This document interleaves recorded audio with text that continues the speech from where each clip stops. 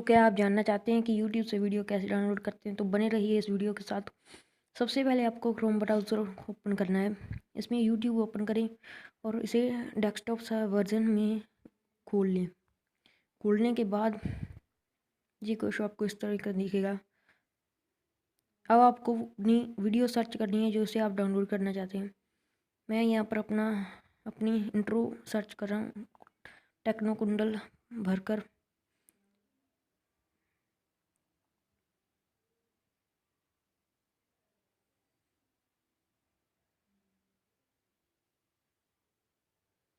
ये देखिए मेरा ये चैनल आ चुका है। अब मैं इस पर ओके करता हूँ और अपनी ये वीडियो डाउनलोड करता हूँ। इसे डाउनलोड करने के लिए आपको ऊपर यूट्यूब का जो लिंक है उस पर क्लिक करना है,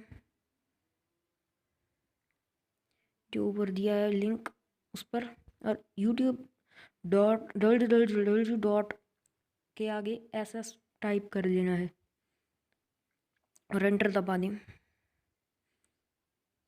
एंटर कर दे, सॉरी। अब ये से आपको वीडियो डाउनलोड होने लग जाएगी।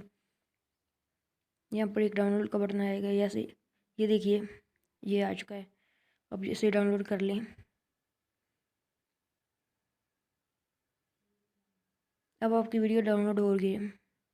तो इस हमारी वीडियो देखने के लिए आपका थैंक्स। इसे लाइक और करें और कमेंट करें और हमारे चैनल को सब्सक्राइब करें। Thanks for watching.